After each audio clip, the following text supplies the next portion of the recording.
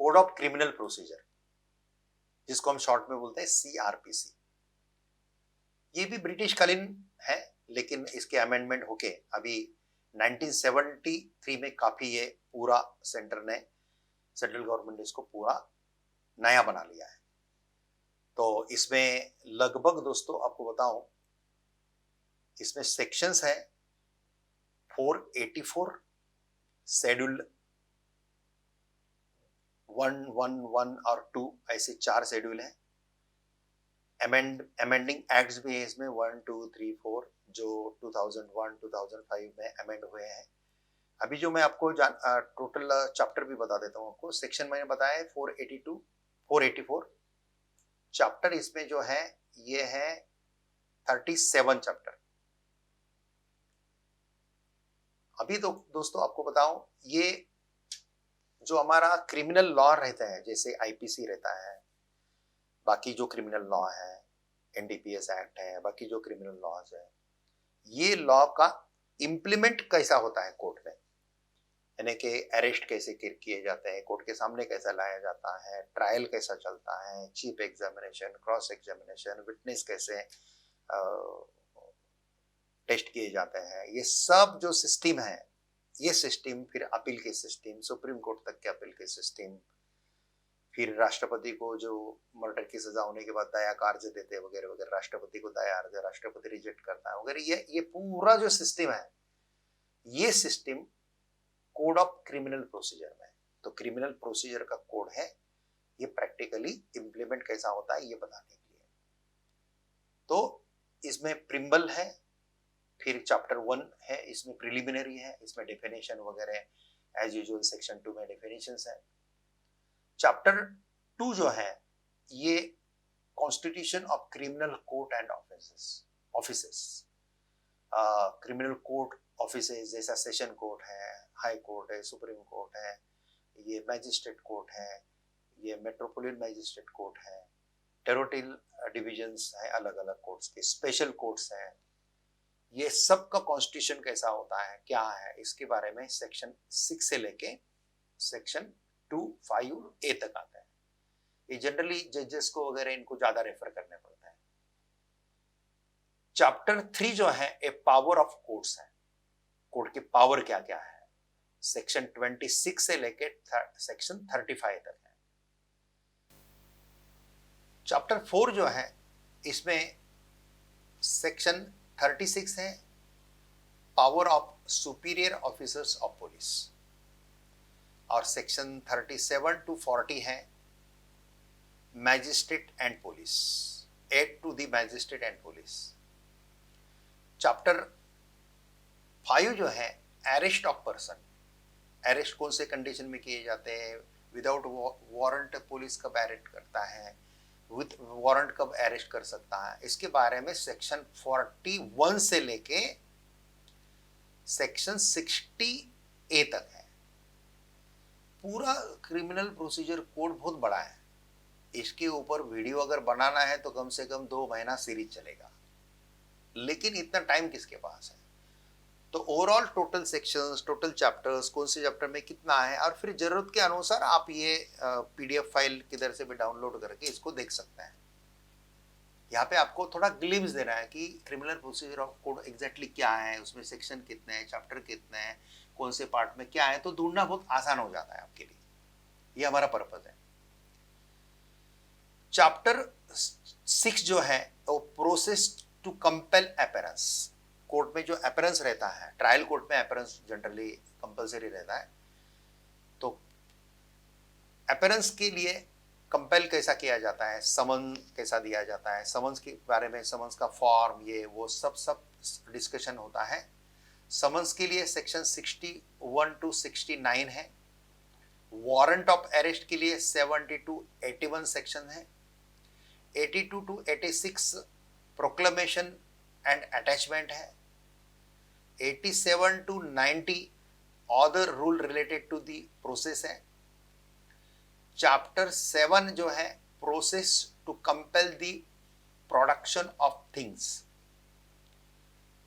जो वस्तुएं वगैरह मिलती हैं, चीजें मिलती हैं, ऑफेंस जहाँ पे होता है वहां पे, तो उसका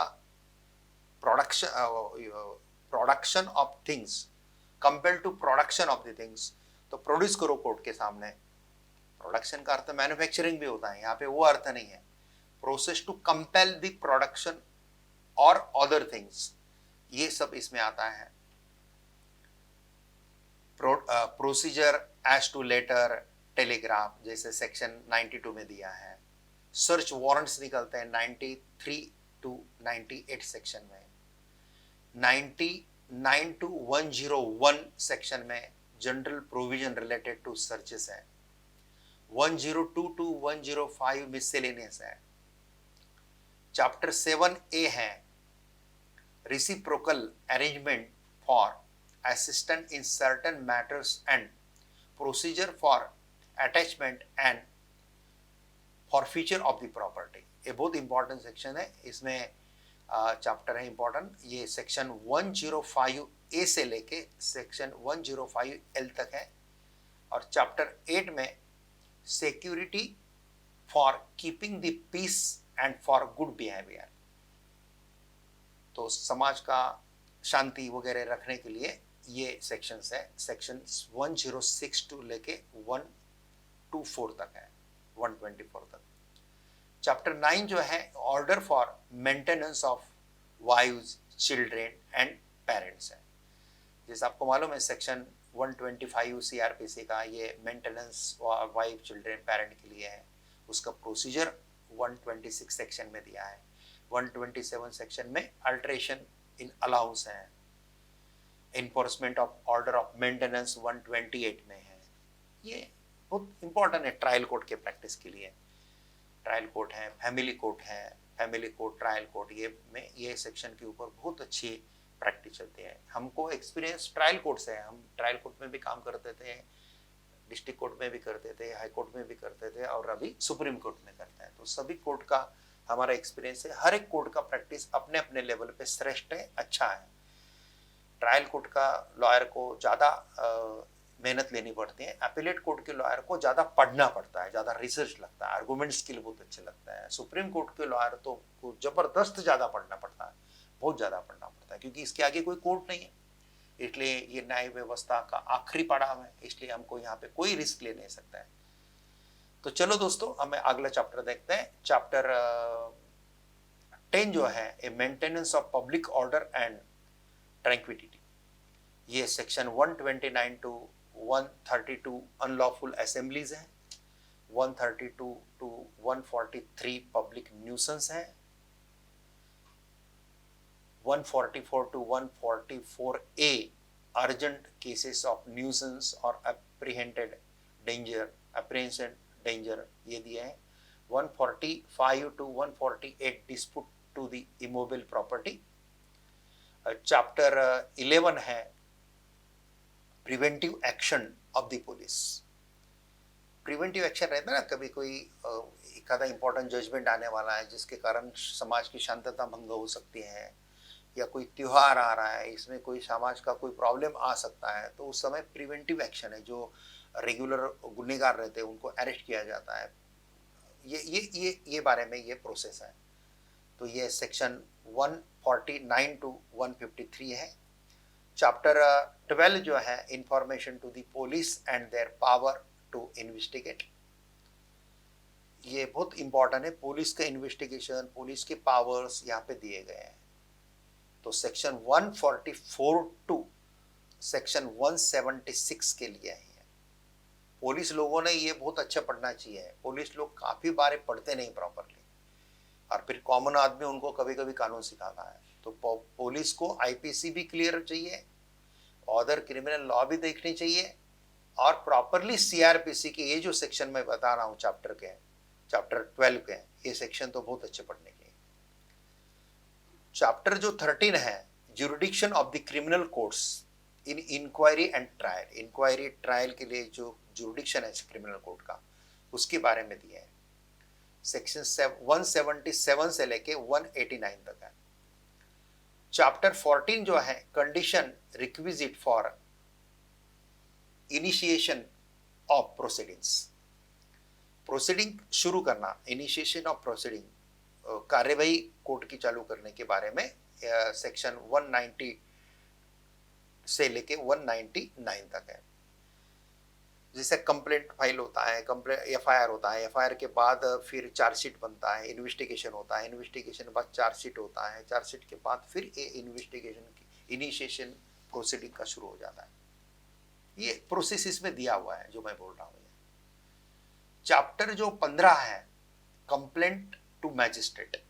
कभी कभी एफआईआर नहीं लिया जाता है तो आप डायरेक्ट मैजिस्ट्रेट में कंप्लेंट कर सकते हैं, जेएमएफसी में कर सकते हैं या मेट्रोपोलिटन मैजिस्ट्रेट में कर सकते हैं। ये सेक्शन 200 से लेके 203 तक है। चैप्टर 16 जो है ये commencement of proceedings before magistrate, ये सेक्शन 204 से लेके 210 तक है। चैप्टर 17 जो है चार्ज है, चार्ज फ्रेम करना, जो उसके ऊपर जो सेक्शन लगाए गए एफआईआर में इधर उधर, तो वो प्रॉपर सेक्शन उसके ऊपर चार्ज फिक्स करना, फिर बर्डन ऑफ प्रूफ किसके ऊपर है उसके ऊपर से फिर वो प्रूव करने का काम आगे होता है। तो ये 211 टू 217 फॉर्म ऑफ चार्ज है। 218 टू 224 जॉइंडर ऑफ चार्जेस है। चैप्टर 18 जो है ये trial before the court of session, session court. Session court जो रहता है, सेशन कोर्ट में मोर देन 7 ईयर्स इम्प्रिजनमेंट के आगे के जो केसेस रहते हैं, लाइफ इम्प्रिजनमेंट, ये अपना मर्डर का ये है, डेथ पेनल्टी वगैरह है, ये सब इसमें ट्रायल कोर्ट सेशन कोर्ट में चलता है। इसका ट्रायल कोर्ट सेशन कोर्ट है। बाकी नीचे की जो ऑफेंसेस हैं, पेटी ऑफेंसेस हैं, इसके लिए मैजिस्ट्रेट कोर्ट रहता है, मेट्रोपोलिटन मैजिस्ट्रेट कोर्ट रहता है मेट्रो सिटीज में। तो ये जो चैप्टर है जो मैंने 18 बताया, इसमें सेक्शन 225 से लेके 237 तक है।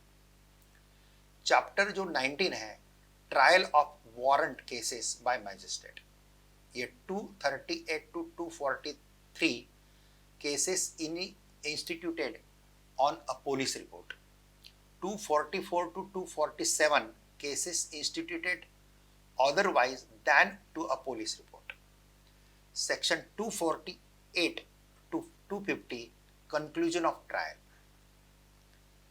and chapter फिर आगे 20 चैप्टर है trial of summons cases by magistrate, 251 to 259 है। चैप्टर 21 है समरी ट्रायल्स है, 260 टू 265 समरी ट्रायल्स है।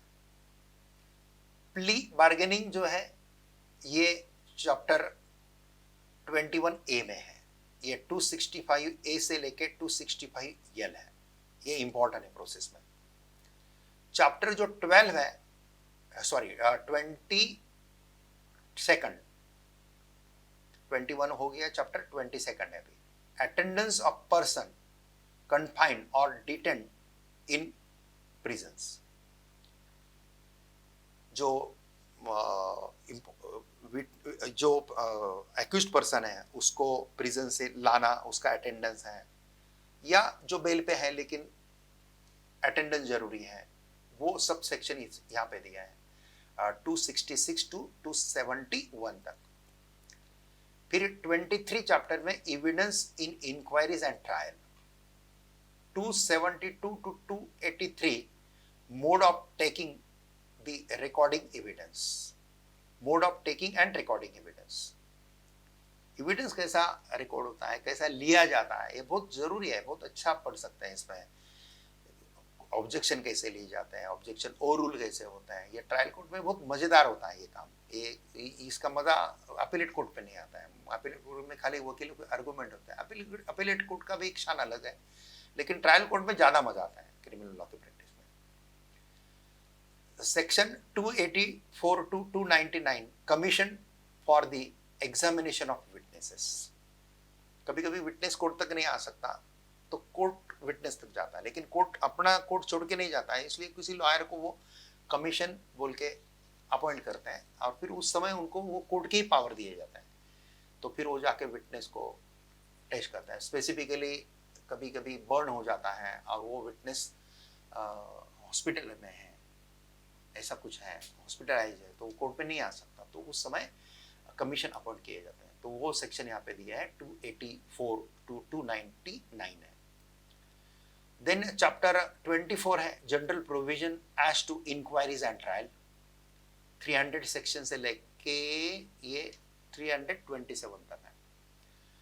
चैप्टर 25 जो है provision as to accused person of unsound mind.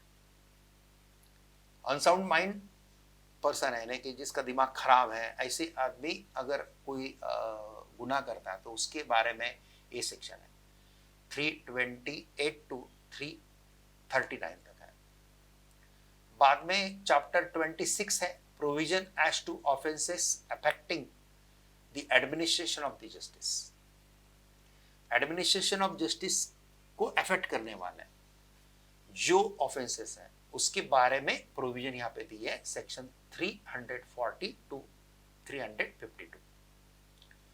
Chapter 27 है जजमेंट के। जजमेंट कैसा दिया जाता है, जजमेंट के बारे में दिया गया है। सेक्शन 353 से लेके 365 तक है। तो याद रखना क्रिमिनल प्रोसीजर कोड पब्लिक के लिए है, वकीलों के लिए है, जज के लिए है, पुलिस के लिए है, सबके लिए अपना अपना रोल ये प्रोसीजर के अनुसार अच्छा करना है। चैप्टर 28 जो है ये submission of death sentence for confirmation. आपको ये मालूम होगा कि सेशन कोर्ट जब कभी डेथ सेशन देता है, रेयर टू रेयर केस में डेथ सेंटेंस दिया जाता है, रेयर टू रेयर केस अगर है तो, लेकिन वो डेथ सेंटेंस प्रोनाउंस करने के पहले हाईकोर्ट को भेजते हैं कंफर्मेशन के लिए। हाईकोर्ट एक बार देख लेते हैं उसको और फिर हाईकोर्ट कंफर्म करके फिर सेशन कोर्ट उसको सुनाती है। तो ये बारे में प्रोविजन है 366 टू 371 तक है। फिर अपील है, ये चैप्टर 29 में है अपील्स 372 से लेके 394 तक है। तो अपील्स में generally trial court, session court हो या मजिस्ट्रेट कोर्ट हो, फिर इसका अपील सेशन कोर्ट में आएगा मजिस्ट्रेट कोर्ट से, फिर डिस्ट्रिक्ट कोर्ट बोल सकते हैं उसको अभी, फिर आगे हाई कोर्ट में अपील आता है, हाई कोर्ट के बाद सुप्रीम कोर्ट में आता है। सुप्रीम कोर्ट में direct actually as procedure appeal नहीं है। As per procedure direct final appellate court High Court ही है, लेकिन अगर सब्सटेंशियल क्वेश्चन ऑफ लॉज है, कॉन्स्टिट्यूशनल क्वेश्चन ऑफ लॉज है, तो हाई कोर्ट आर्टिकल 131 आर्टिकल 132 के अनुसार कॉन्स्टिट्यूशन के सर्टिफिकेट ऑफ अपील देती है, उसके अनुसार फिर अपील सुप्रीम कोर्ट में आता है।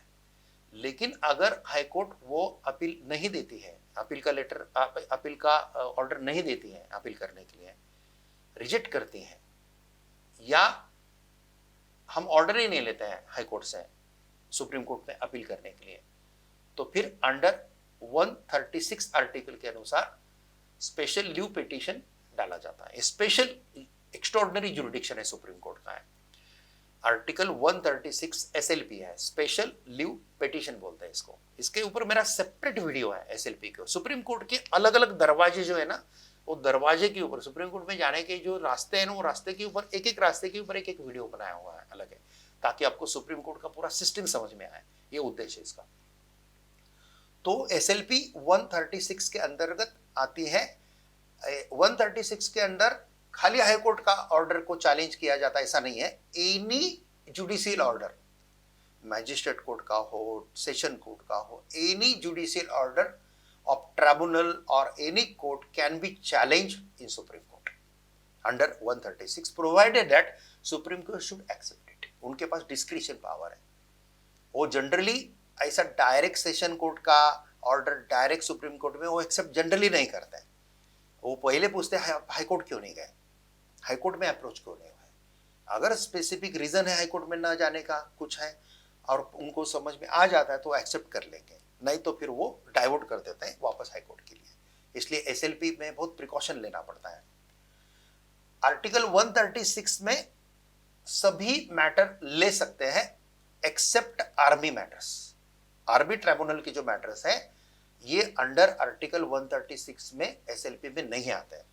आर्मी ट्राइब्यूनल से जो मैटर सुप्रीम कोर्ट में आते हैं अपील में, ये आर्म फोर्सेस का जो ट्राइब्यूनल का जो एक्ट है, आर्म फोर्सेस ट्राइब्यूनल जो है उसका एक्ट है, वो एक्ट के सेक्शन 30 और सेक्शन 31 के अनुसार ये केसेस सुप्रीम कोर्ट में आ जाते हैं, जिसको हम स्टैट्यूटरी अपील बोलते हैं। ऐसे काफी स्टैट्यूटरी अपील की प्रोविजन है। एक ज्यूरिडिक्शन ऑफ सुप्रीम कोर्ट बोल के मेरा वीडियो है, एक कॉमन वीडियो है। एक एसएलपी का अलग है, रिट पिटिशन का अलग है, पीआईएल का अलग है, ट्रांसफर पिटिशन के अलग है, ये तो देखिए जरूर। लेकिन एक ओवरऑल सुप्रीम कोर्ट के पूरे ज्यूरिडिक्शन का भी एक वीडियो अलग है, वो भी आप देख सकते हैं। तो इसमें भी आपको काफी चीजें पता चले। हमको सुप्रीम कोर्ट में प्रैक्टिस करते हैं, इसलिए हम सुप्रीम कोर्ट के बारे में थोड़ा ज्यादा जानकारी रहना स्वाभाविक है। हम ये नहीं बोलते हैं कि हम एक्सपर्ट हैं, एक्सपर्ट तो आदमी कभी नहीं होता है। तो हम तो शिष्य ही हैं, हम तो लॉ के स्टूडेंट ही हैं, रिटायरमेंट होने तक भी लॉ के स्टूडेंट ही रहेंगे। और हमको बहुत अच्छा नॉलेज ईश्वर ने दे दिया है, इसलिए हम लॉर्ड, जो हमारा लॉर्ड क्या बोलते हैं इसको, लॉर्ड ऑफ जस्टिस जो न्याय देवता जिसको है, इसको हमारी प्रार्थना है कि हमको लॉ का स्टूडेंट बनाए रहें और रेगुलर हमको लॉ का अपडेशन का नॉलेज लेने की इच्छा हो, पढ़ने की इच्छा हो। और सही बताऊं 3 घंटा 4 घंटा पढ़ने की आदत लगती है, तभी आप अपीलेट कोर्ट में, ट्रायल कोर्ट में अच्छी प्रैक्टिस कर सकते हैं। पढ़ना बहुत जरूरी है लॉ फील्ड में। चलो दोस्तों, अभी हम आगे वापस सीआरपीसी की तरफ मुड़ते हैं। मैं बीच में ही आपको सुप्रीम कोर्ट में लेके गया था। तो चैप्टर 30 जो है ये रेफरेंसेस एंड रिवीजन है। रेफरेंसेस रिवीजन में 395 से लेके 405 तक के सेक्शन, इसमें हाई कोर्ट में काफी पावर्स हैं। चैप्टर 31 जो है ये ट्रांसफर ऑफ क्रिमिनल केसेस है। एक डिस्ट्रिक्ट का केसेस रहता है ना, तो डिस्ट्रिक्ट को ट्रांसफर करता है एक तालुका से दूसरे तालुका में, सेम डिस्ट्रिक्ट में। लेकिन एक डिस्ट्रिक्ट से दूसरे डिस्ट्रिक्ट में एक राज्य में केस ट्रांसफर करना है तो ये हाईकोर्ट करता है। लेकिन एक हाईकोर्ट ज्यूरिडिक्शन का दूसरे हाईकोर्ट के ज्यूरिडिक्शन में केस ट्रांसफर करना है तो ये सुप्रीम कोर्ट से होता है। तो ये सेक्शन 406 से लेके 412 तक, 412 तक सेक्शन है। चैप्टर 32 जो है ये execution, suspension, remission, commutation of sentences है। ये 413 to 416 death sentences, execution, suspension, remission, commutation of sentences, ये ठीक से पढ़ना पड़ता है अपीलेट प्रैक्टिस में, बहुत जरूरी रहता है। सेक्शन 413 से लेके सेक्शन 416 तक है। सेक्शन 417 से सेक्शन 420 तक इम्प्रिजनमेंट के बारे में बताया गया है। लेवी ऑफ फाइन्स के ऊपर 421 to 424 सेक्शंस हैं। 425 to 431 general provision related to the execution है। 432 to 435 जो है इस suspension, remission, commutation of sentences है। 432 to 435 है। चैप्टर 33 जो है a provision as to bail and bond. Anticipatory bail ये शब्द क्रिमिनल प्रोसीजर में, कोड में या इंडियन पिनल कोड में किधर पे नहीं है, लेकिन एंटीसिपेटरी बेल होता है। तो ये रूटीन का शब्द है। एंटीसिपेशन ऑफ अरेस्ट, अरेस्ट होने की संभावना है, जबरदस्ती मुझे पकड़ के ले नहीं जाने की चांसेस लगता है, एफआईआर फाइल हुआ है, ये हुआ है, ऐसा डर लगता है, तो उस समय एंटीसिपेटरी बेल की प्रोविजन है। तो बेल के ऊपर मेरा एक सेपरेट वीडियो वो देखिए, बेल के ऊपर मेरी किताबें भी, वो भी देख सकते हैं। लेकिन बेल 3 टाइप के रहते हैं मेजरली। एक बिफोर अरेस्ट बेल, एक आफ्टर अरेस्ट पर बिफोर कन्विक्शन, यानी कि अरेस्ट हो गया है लेकिन ट्रायल चल रहा है, इन्वेस्टिगेशन कंप्लीट हो गया है, अभी ट्रायल चल रहा है, तब भी आफ्टर अरेस्ट भी बेल का एप्लीकेशन दे सकते हैं। एंड आफ्टर कन्विक्शन, आपको सेशन कोर्ट ने कन्विक्ट कर दिया, आपको बोले तो मैं आपको नहीं बोल रहा हूं, आपको तो मेरी शुभकामनाएं, आपको किसी को भी भारत के किसी भी कोर्ट पे जाने की जरूरत ना पड़े, ऐसी मेरी शुभकामनाएं। लेकिन एक बोलने का तरीका है, आपको का मतलब आपको मत लीजिए। जो भी कोई सेशन कोर्ट में पनिश होता है, ओके, वो जो सेशन कोर्ट में पनिश होता है वो पनिशमेंट की, तो जो सेशन कोर्ट का पनिशमेंट होता है ना, तो उसके बाद हाई कोर्ट में आप अपील करते हैं तो मीनवाइल आप बेल मांग सकते हैं। हाई कोर्ट पनिश करता है, उसके बाद सुप्रीम कोर्ट में अपील करते हैं, मीनवाइल बेल मांग सकते हैं। सुप्रीम कोर्ट ने भी कंफर्म कर दिया, उसके बाद फैमिली को जरूरत है, ये है वो है, ऐसे अलग अलग रीजन पे आफ्टर पनिशमेंट पे भी बेल मांगने की प्रोविजन है। बेल काफी हद तक मिलता भी है और काफी हद तक डिना भी होता है, date is depend upon case to case है। बहुत इंटरेस्टिंग है दोस्तों, ये प्रैक्टिस ट्रायल कोर्ट में भी इंटरेस्टिंग है और अपीलेट कोर्ट में भी इंटरेस्टिंग है। चैप्टर 34 जो है ए डिस्पोजल ऑफ प्रॉपर्टी है, ये सेक्शन 451 से लेकर 459 तक है। चैप्टर 35 जो है ये इरेगुलर प्रोसीडिंग्स है, सेक्शन 460 से लेकर 466 तक दिया है। चैप्टर 36 जो है limitation for taking cognizance of certain offences, certain offences का कॉग्निजेंस लेने के लिए लिमिटेशन इसमें दिए हैं कि जैसे हम लॉ के स्टूडेंट थे, कॉलेज में पढ़ते थे, तब हमको हमारे प्रोफेसर बताते हैं कि आपने किसी को झापड़ मारा, मारना नहीं है ऐसा झापड़, एक उदाहरण के लिए बोल रहा हूँ, आपने किसी को झापड़ मारा और उसको 1 महीने के बाद गुस्सा आया और वो 2 महीने के बाद कंप्लेंट करने के लिए गया, ये चलेगा? नहीं चलेगा, क्योंकि ये पेटी ऑफेंसेस के लिए लिमिटेशन भी दिया हुआ है। तो ये सब लिमिटेशन इसमें दिए हैं, सेक्शन 467 से लेके 473 तक है। चैप्टर जो 37 है वो मिसलेनियस है, ट्रायल बिफोर हाई कोर्ट वगैरह सब मिसलेनियस दिए, फॉर्म्स वगैरह जो अलग अलग फॉर्म्स हैं ये सब इसमें दिए हैं। सेक्शन 474 से लेके 484 तक, और फिर शेड्यूल्स हैं, ऐसे 484 सेक्शन का शेड्यूल्स पकड़ के सबका मिलके एक कोड ऑफ क्रिमिनल प्रोसीजर है। 1973 में अपडेट हुआ है और इसके काफी अमेंडमेंट भी हुए हैं। मेजर अमेंडमेंट एक्ट ये 2001 में आया था, 2005 में 2 बार अमेंडमेंट एक्ट आ गए और बाद में 2006 में भी आ गया। ये चालू रहता है अमेंडमेंट वगैरह इसमें। तो दोस्तों, आपको अगर अच्छा लॉयर बनना है, इमिनेंट लॉयर बनना है, ट्रायल कोर्ट से लेकर सुप्रीम कोर्ट तक का पूरा नॉलेज चाहिए, तो मेरा एक वीडियो अलग है, वो देखिए, be a successful lawyer, be a successful and eminent lawyer. उसमें ट्रायल कोर्ट से लेके सुप्रीम कोर्ट जाने के लिए जो नॉलेज लगता है, वो नॉलेज कौन सा चाहिए, क्या चाहिए, उसके बारे में जरूर दिया है दोस्तों। लॉयर बनना ही लॉ का करियर है ऐसा नहीं है, लॉ ग्रेजुएट होने के बाद बहुत सारे करियर होते हैं और लॉ का करियर करने के लिए लॉ का डिग्री लेना चाहिए ऐसा भी कुछ नहीं है। लॉ का डिग्री कभी भी लो आप, लेकिन आपका पर्सनैलिटी डेवलप अच्छा होता है, व्यक्तिमत्व विकास अच्छा होता है। लॉ की डिग्री के कारण आपको बहुत वाइजनेस आता है, जिसको अष्टावधानी जिसको बोलते हैं, मेरे गुरु आर्य चाणक्य की भाषा में जिसको बोलते हैं ना, मल्टी डायमेंशनल पर्सनैलिटी, ऐसा मल्टी डायमेंशनल पर्सनैलिटी लॉ के एजुकेशन के कारण होता है। तो आप जरूर मेरा एक वेबिनार है करियर्स इन लॉ, वो करियर्स इन लॉ एक वेबिनार है, वो आप देख लीजिए। बड़े बड़े लॉ स्कूल्स वगैरह मेरे वेबिनार अरेंज करते रहते हैं, तो वो भी देख लीजिए दोस्तों।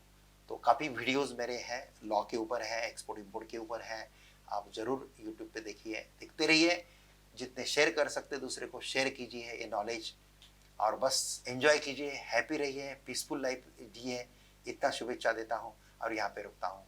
जय Hind, Vande Mataram, thank you very much.